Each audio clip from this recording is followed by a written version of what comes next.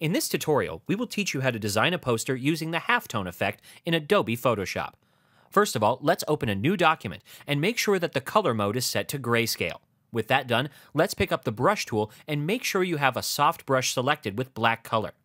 Now we will use a considerably large brush size and apply it in the center of the canvas like so.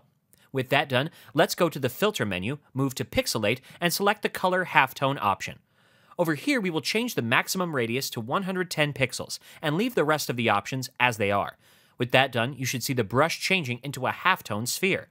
Now let's load the image we want to give the halftone effect to. For this tutorial, we will be working on the image of a flower. You can get your hands on such free stock photos from sxc.hu.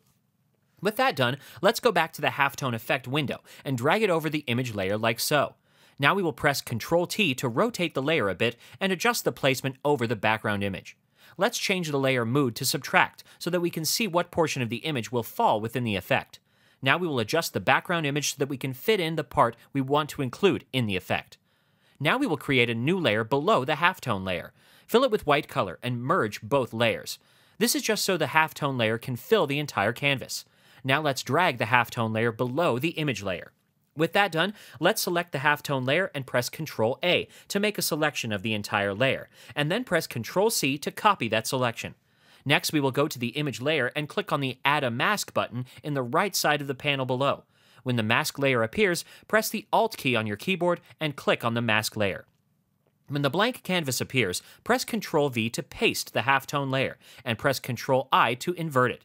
Now when we make the layer visible, the background image will be included in the halftone effect layer, filling the spots of the sphere.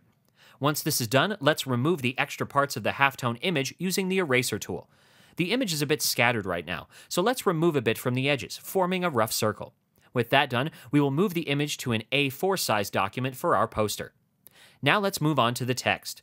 For that, we will use the Type tool to insert the heading of the poster. The heading is Capture the Beauty, and we will have Capture in a different layer, and the other text in a different layer. Now let's change the font to Grobold and the font size to 60 points. Now we will select the first layer that contains the word Capture and change its color to light green. Now let's select the second layer, press Ctrl-T, and tilt the layer to overlap on the first layer, like so. With that done, let's change the color of the layer to a darker shade of green. With that done, let's enter the rest of the text on the canvas. For the details, we will use the Garamond font, keeping size at 18 points except for the heading. Next, we will change the font color to black and set the line spacing to 30 points. With that done, our halftone poster is complete. Thanks for watching. This was a HowTech.tv tutorial.